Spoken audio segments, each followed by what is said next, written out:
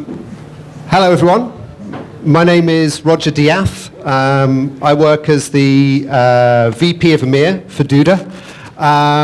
So today's topic, we decided to talk about something that was a bit more kind of macro, about larger scale changes, I guess, that are happening in the industry. And the theme of this is trying to save the internet for SMBs by bridging the gap between what we're doing in websites and we're doing in mobile applications.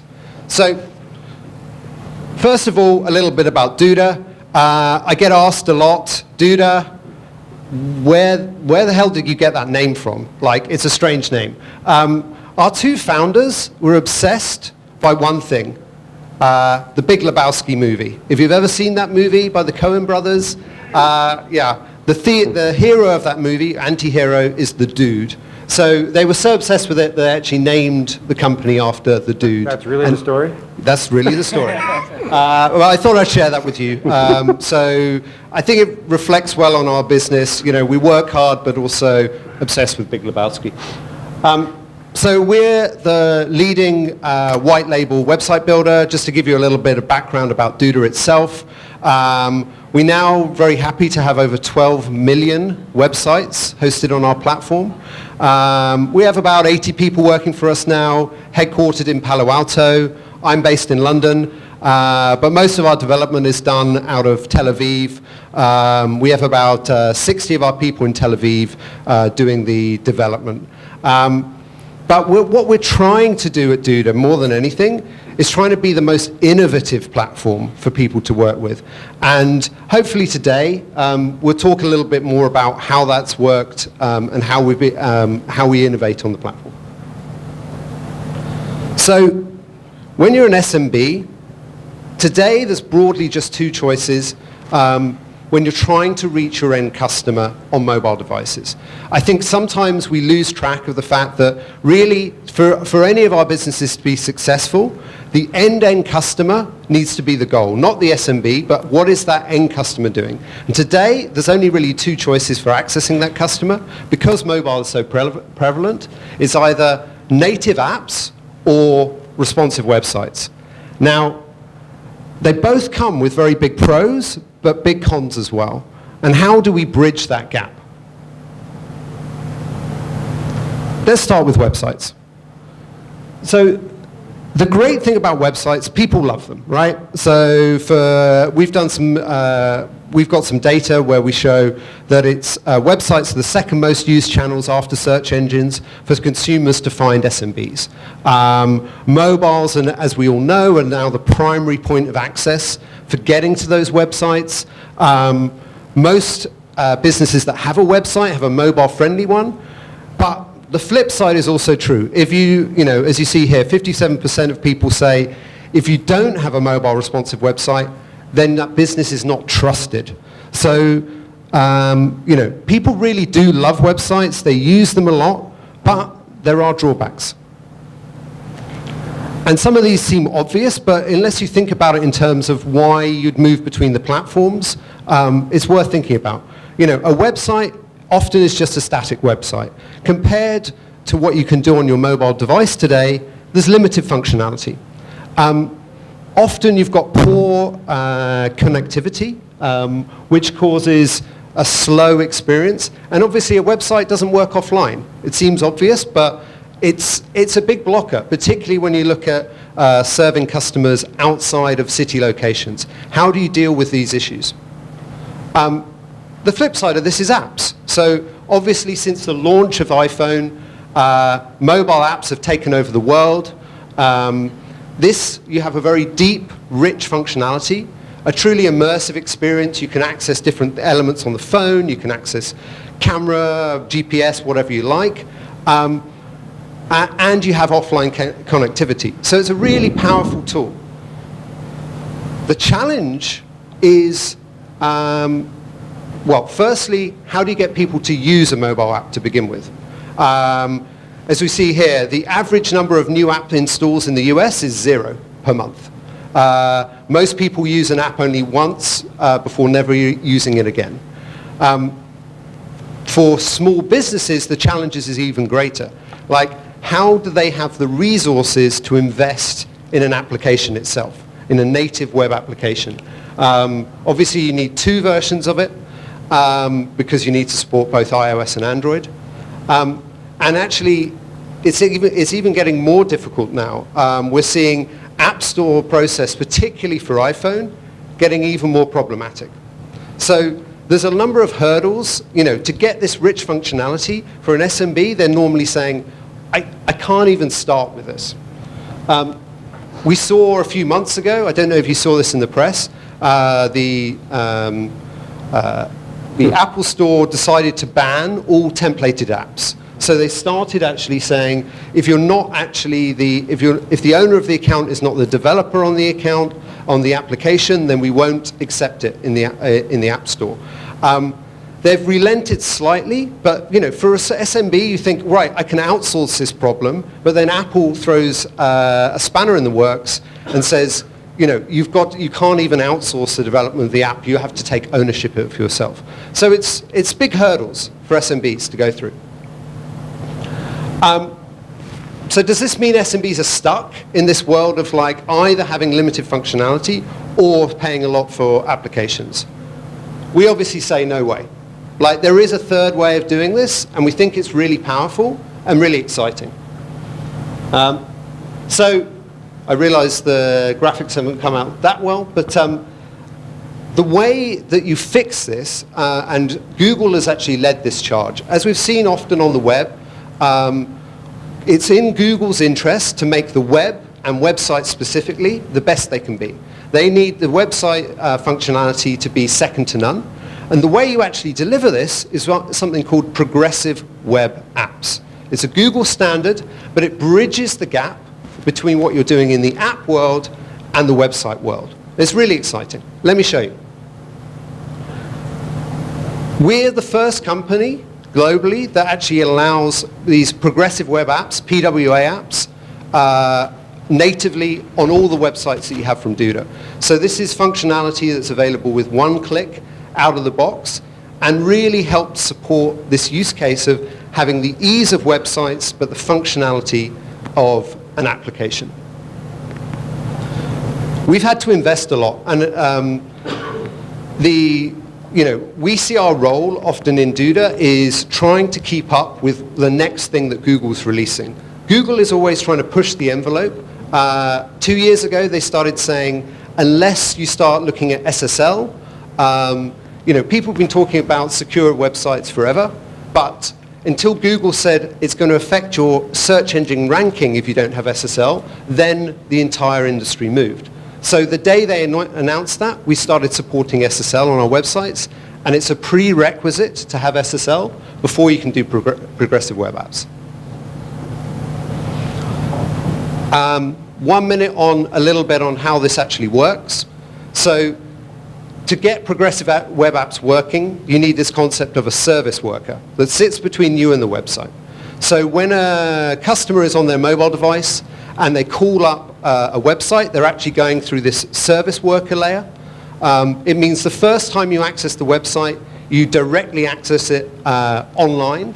But what you're doing at the same time is caching the website live in real time so that when you go back to the website, you do 2 things. One, you actually are using that cached data so that it's very, very fast and highly performant, even on a spotty connection. And moreover, you actually have offline connectivity on the website. This is pretty groundbreaking. So particularly in markets where we don't all have fast, ubiquitous access to Wi-Fi, this is really groundbreaking. It also allows you to do an actual app-like install natively. So maybe you can see this, maybe you can't. But when you browse to a website that has PWA enabled, you actually get a pop-up at the bottom that says Add to Home Screen. If the user selects that, then they get an icon on their mobile home screen that looks just like a native app with your own logo and everything. And so that's installed then on their device without going via the App Store because it's actually just a website shortcut. But critically then if they call that up again, it works offline. So you're bridging the gap in the consumer's mind between what is a website and what is a native application. It really, really transforms that whole approach, if you like, to mobile connectivity. And it's a real game changer. But the critical thing is, from the SMB's point of view, it's no more effort than just using the website platform natively. It just comes out of the box. There isn't an additional requirement for application development to actually get this kind of native experience.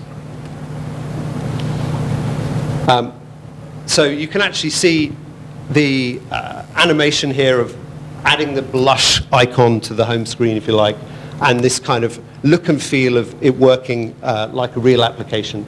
I can demo this if you come and see me later. Additionally, you can now have the rich functionality that you'd expect on an application. So this means accessing services like GPS. So what that could allow you to do, for example, we have functionality that allows you to target people based on their location. So if you're a restaurant owner, you say, I only want to show a discount voucher for a store when people go to my website in my location. Normally that works on IP, but with this platform, you can now do it based on the device's GPS location. Similarly, you can also use features like the camera phone to upload data directly into the website. So you're getting full access to the services that exist on the phone. Think of the use case of you're contacting a plumber and you want to show them the broken waste pipe and upload a picture. You can do that natively in the website without doing an extra step.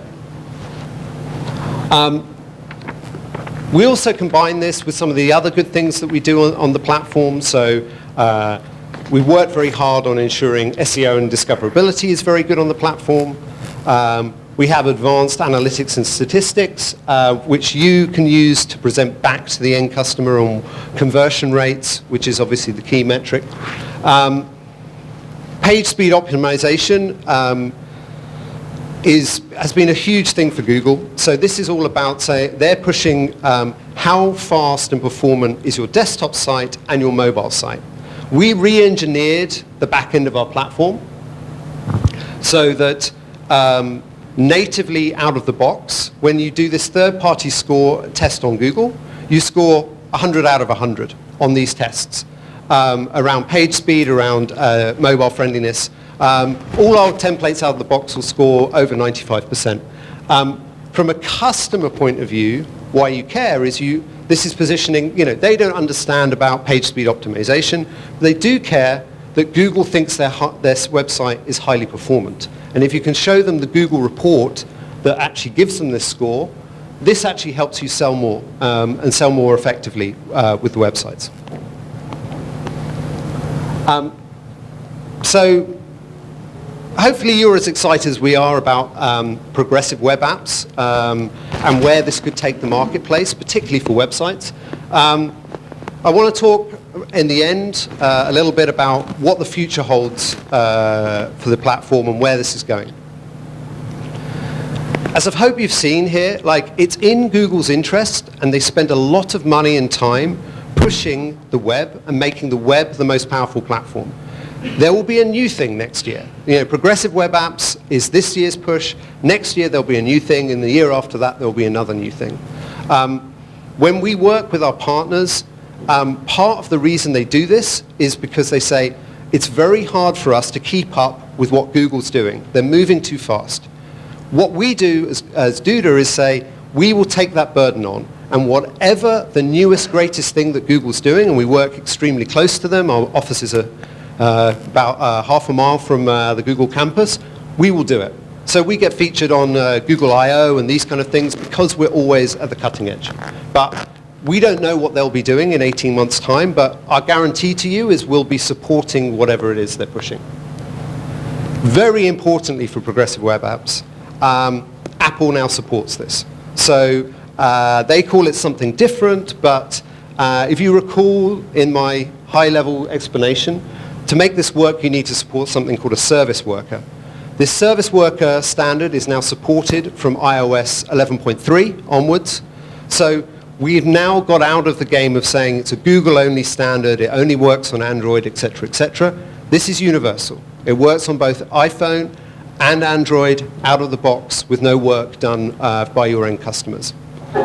And finally, we believe that this progressive web app platform will become an industry standard going forward. So, an exciting time.